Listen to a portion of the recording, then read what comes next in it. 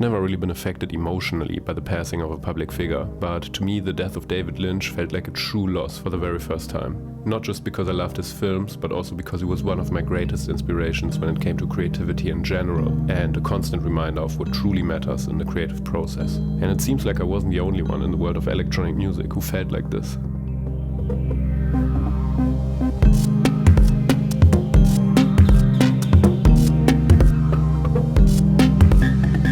Within minutes of the news of his passing, an overwhelming amount of artists honored his influence on their work. So today let's take a moment to explore his lasting impact on electronic music and the lessons we can still learn from him about life and creativity. But first, here's my good friend and fellow filmmaker Kareem with a tribute to what made Lynch one of cinema's greatest artists.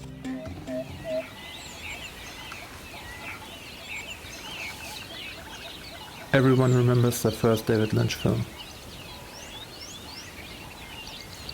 Maybe you didn't know who made it. Maybe you didn't understand what it was all about. But you remember how it felt.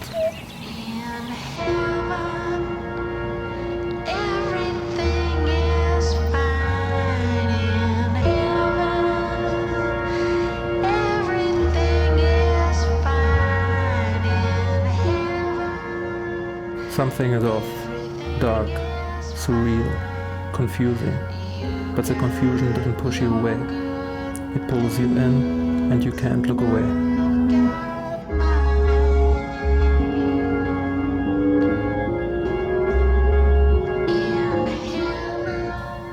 But why? What makes David Lynch's films so special? He didn't start as a filmmaker. He started as a painter. In a big, large studio in the school. I was in this cubicle one night painting a garden at night, mostly black with some leaves green coming out. And I was sitting looking at this painting, and from the painting I heard a wind, and then I saw the green start to move. And I said, oh, a moving painting.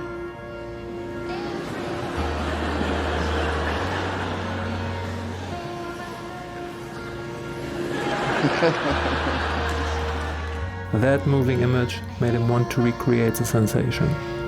First through animation, then through film. And the rest is history. To him, a film wasn't just a story. It was a painting, a song, a dream, all at once.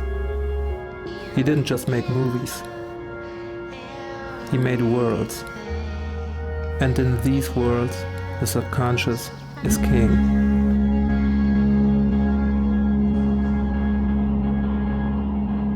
Always looking behind the surface, behind the illusion, behind the curtain. And he took us along for the ride. The mysteries in David Lynch's films aren't just the mysteries his characters try to solve. They are the mysteries he's trying to solve. Why do people fear each other? Why do we hate? Why do we hurt each other? Why do we lie? Why do we kill? Lynch doesn't shy away from dark subjects, because dark subjects don't shy away from us. They surround us. Oftentimes we just choose not to see them, even though they're right there, hidden in broad daylight, just around the corner.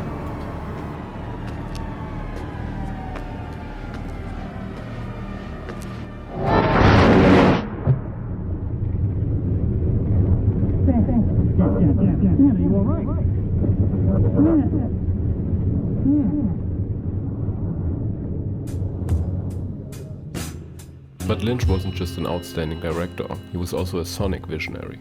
His musical output includes 2 studio albums, both of which feature highly original and experimental sound design, paired with his signature surreal spin on Americana. But he screams so loud and spit. And then the drums come in, and then the guitar comes in, and you just, it's like one more texture that's hip.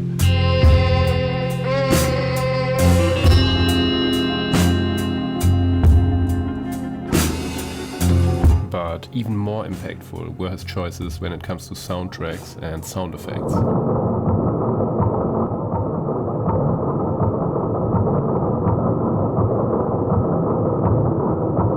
Some electronic artists that cited him as an influence include Moby, Flying Lotus, Daniel Avery, 9 Inch Nails, Special Request, and many more. Some elements of his work were also sampled directly, like in the case of Moby's breakthrough track Go, which is centered around Laura Palmer's theme from Twin Peaks.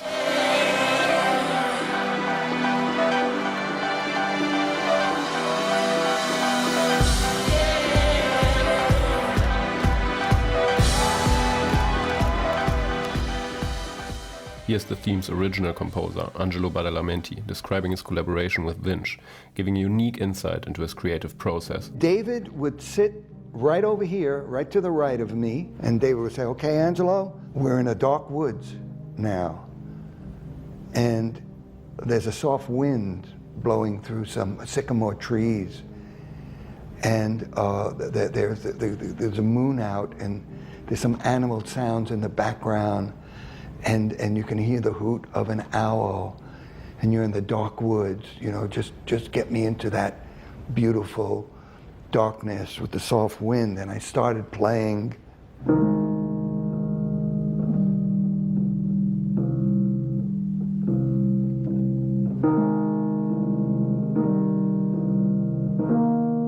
And David would say,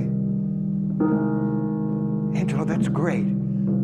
I love that, that's a good mood, but can you play it slower? And I'd say, slower, David? Okay. And I'd go.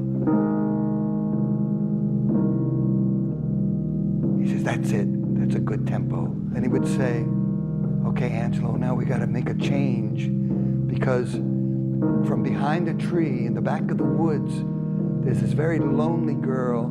Her name is Laura Palmer, and it's very sad. But get something that matches her, and I just segued into this.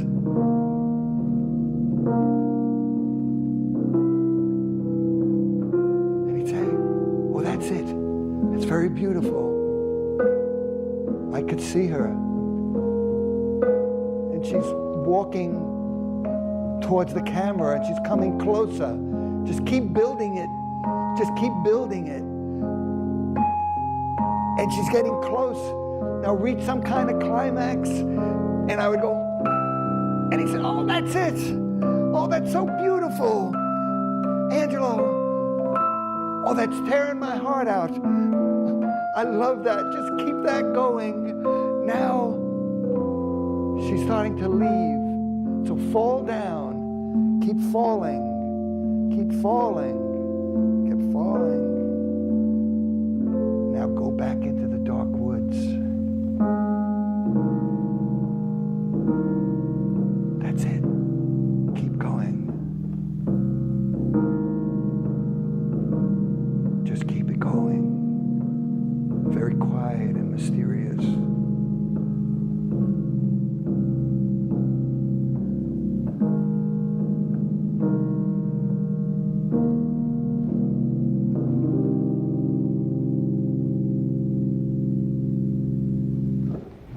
David got up, he gave me a big hug. He said, Angelo, that's Twin Peaks. I said, okay, David, I'll go home and I'll work on it. He said, Angelo, don't do a thing and don't change a signal note. I see Twin Peaks. And that's how it was done.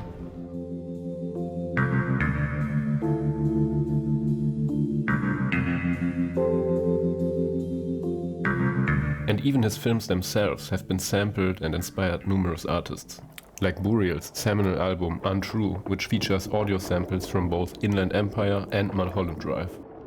9 Inch Nails were heavily inspired by his sound design choices on Eraserhead for the album Downward Spiral.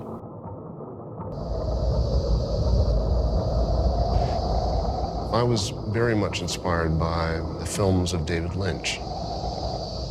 Not so much what the music was doing, but what sound was doing. There's a radiator and I feel like I'm going crazy. Why is that? Because that humming sound in the room is super loud. It miraculously could make you feel incredibly uncomfortable. It's not all meant to just repulse you, but to be able to emotionally set the stage for what I was trying to get across. Oh, you are sick.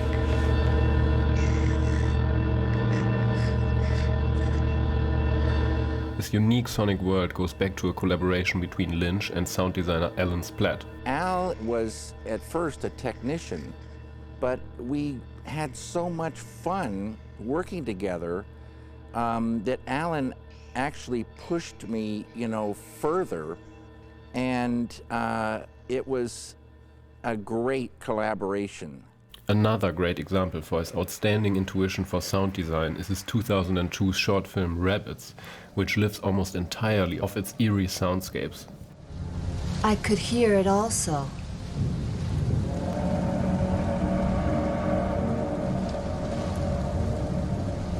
When it happens, you will know it.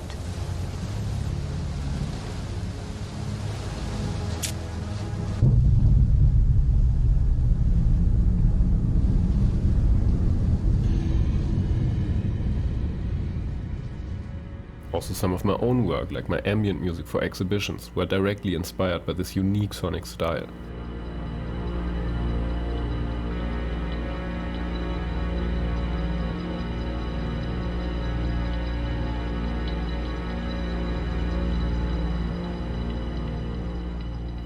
And while this distinct Lynchian sonic world surely has been hugely impactful across the worlds of cinema, music and sound design, it's not the only thing we can learn from him. What inspires me even more than his films, his paintings or his music is his philosophy on creativity and ideas.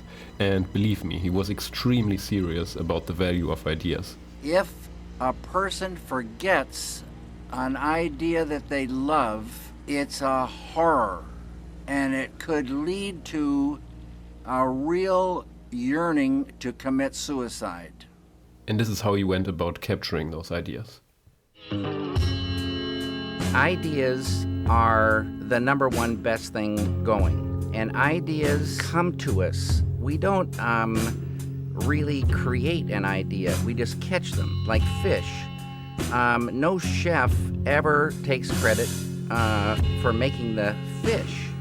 It's just preparing the fish. Desiring an idea is like a bait on a hook. Yeah. It can pull them in. And if you catch an idea that you love, that's a beautiful, beautiful day. So you get an idea, and it is like a seed. And in your mind, the idea is seen and felt, and it explodes. Then the thing is translating that to some medium. It could be a film idea or a painting idea or a furniture idea. It doesn't matter. It wants to be something. It's a seed for something. The idea is more than you realize. And if you're true to it, when the work is finished and some years go by, you can even get more out of it if you've been true to the idea in the first place.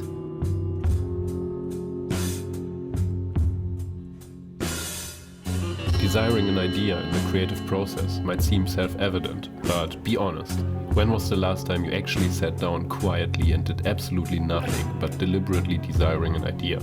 Try it and you'd be surprised by what you may encounter. And while you can directly apply this process to electronic music in many cases, sometimes it doesn't work like this, because some of the best electronic music doesn't start with an idea, but with experimentation. So another way I like to interpret this approach of desiring an idea is to just sit down with an instrument and start exploring with a heightened sense of openness to whatever may happen.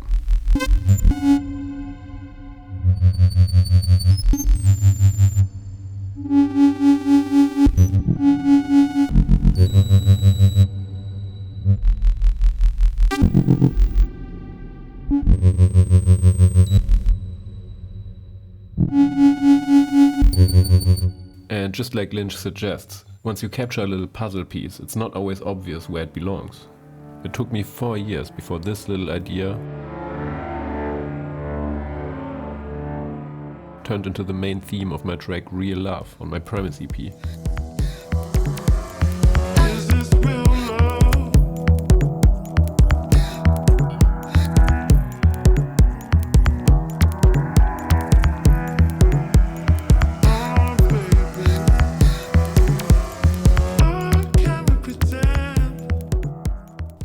In this way, capturing little pieces of audio is analogous to fishing for ideas.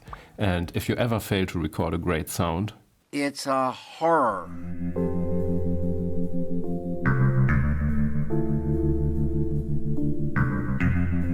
But behind all the mystery and confusion, there is something that makes it also personal. A beating heart, a kind soul. Even in his darkest rooms, behind the red curtains, you can feel it. A transcendent spirit that reminds us we are all connected.